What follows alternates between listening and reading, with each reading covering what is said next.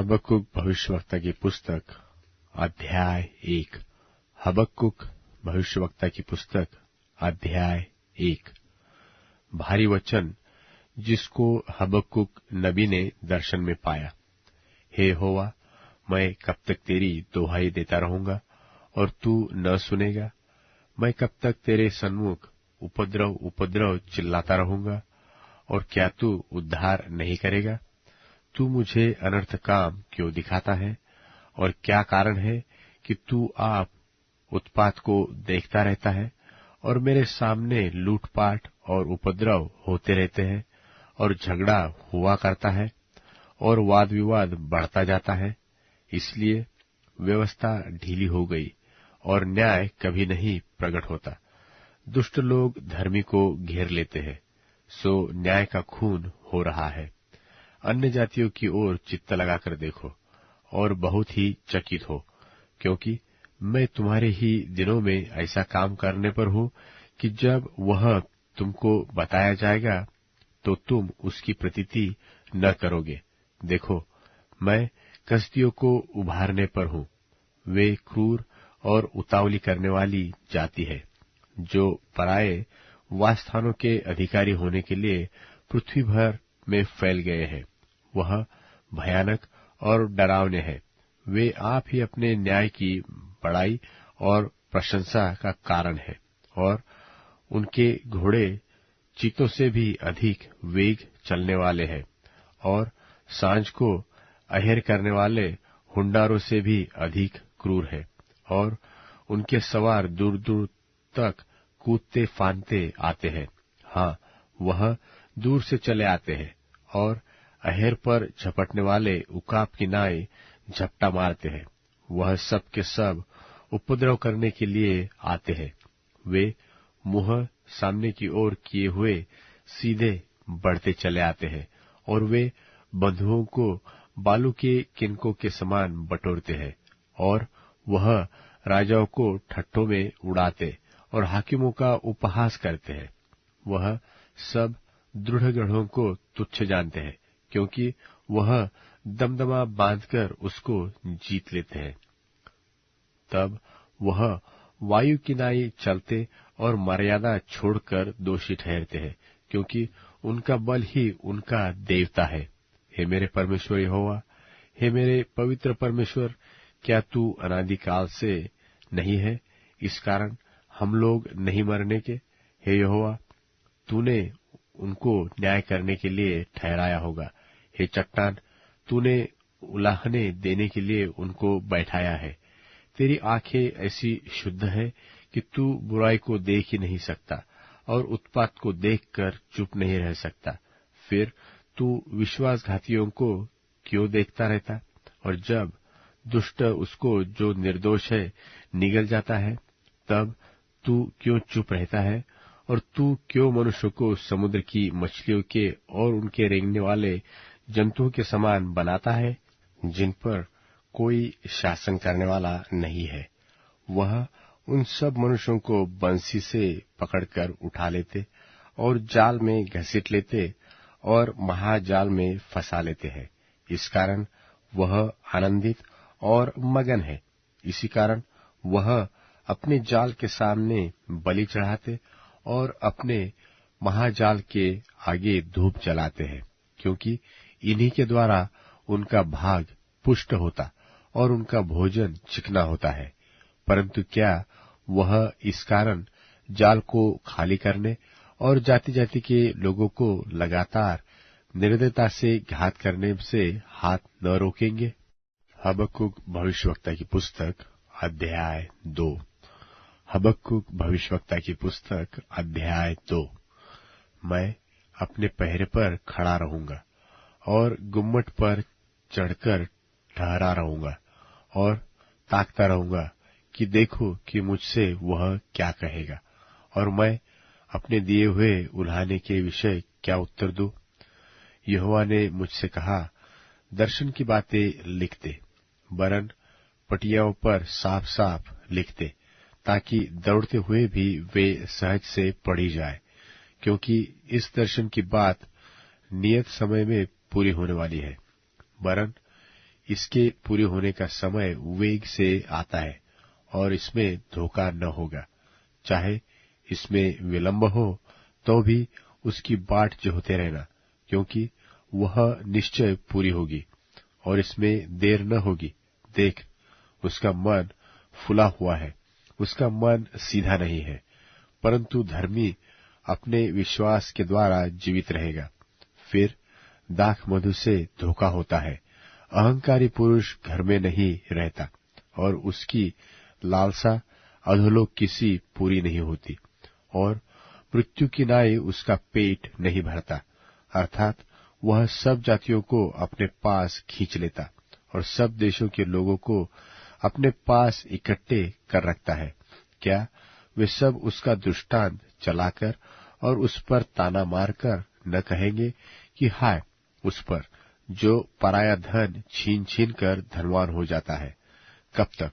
हाय उस पर जो अपना घर बंधक की वस्तुओं से भर लेता है। क्या वे लोग अचानक न उठेंगे जो तुझसे ब्याज लेंगे, और क्या वे न जागेंगे जो तुझको संकट में डालेंगे? और क्या तू उनसे लूटा न जाएगा? तूने जो बहुत सी जातियों को लूट लिया है, सो सब बचे हुए लोग तुझे भी लूट लेंगे। इसका कारण मनुष्यों की हत्या है, और वह उपद्रव भी जो तूने इस देश और राजधानी और इसके सब रहने वालों पर किया है। हाय उस पर जो अपने घर के लिए अन्याय से लाभ का लोभी है, ताकि वह अपना घोंसला ऊंचे स्थान में बनाकर विपत्ति से बचे। तूने बहुत सी जातियों के घर को काटकर अपने लिए लज्जा की युक्ति बांधी और अपने ही प्राण का दोषी ठहरा है, क्योंकि घर की भीत का पत्थर दुहाई देता है और उसके छत की कड़ी उनके स्वर में स्वर मिलाकर उत्तर देती है। हाय उस पर जो हत्या करके नगर को बनाता और कुटिलता करके गढ़ को दृढ़ करता है। देखो, क्या यह सेनाओं के यहोवा की ओर से नहीं होता कि देश देश के लोग परिश्रम तो करते हैं, परंतु वह आग का कौर होते हैं, और राज्य राज्य के लोगों का परिश्रम व्यर्थ ही ठहरेगा, क्योंकि पृथ्वी यहोवा की महिमा के ज्ञान से ऐसी भर जाएगी जैसे समुद्र जल से भर जाता है।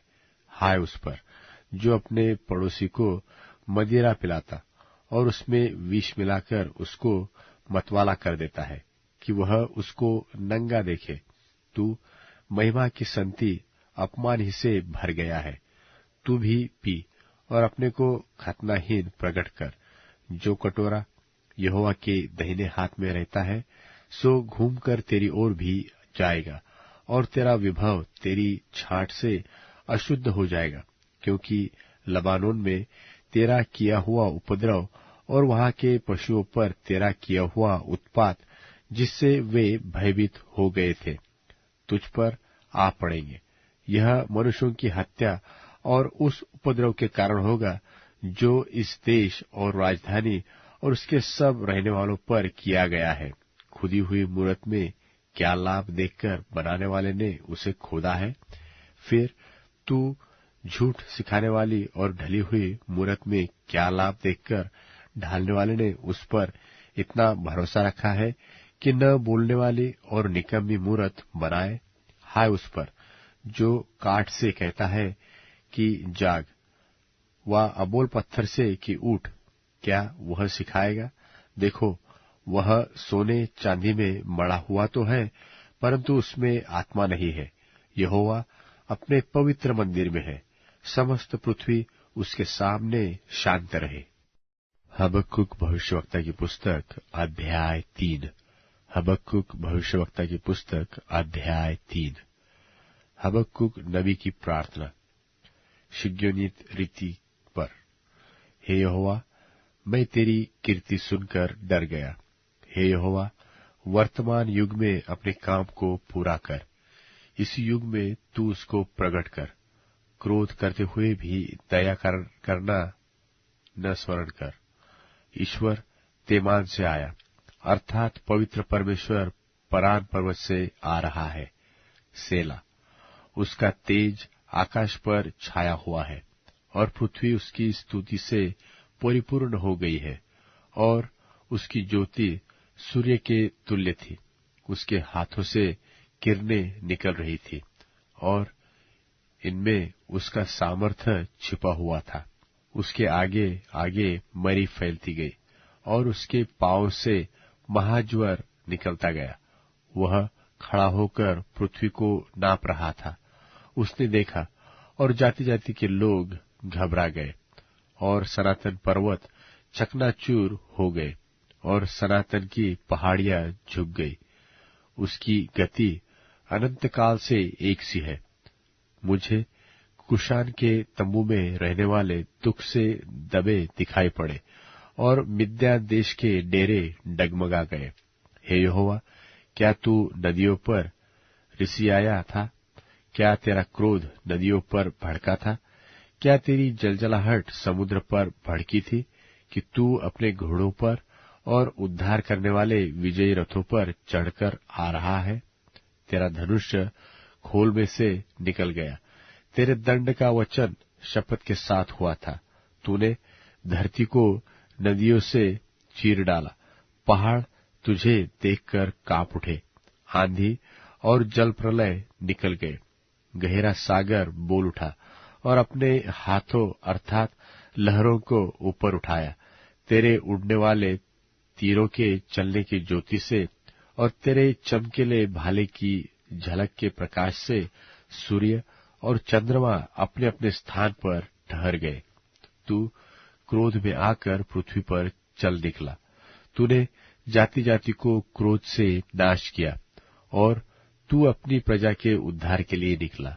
हाँ, अपने अभिषिक्त के संग होकर उद्धार के लिए निकला। तूने दुष्ट के घर के सिर को घायल करके उसके गले तक नेव को नंगा कर दिया। तूने उसके योद्धाओं के सिर को उसी की बर्छी से छेदा है।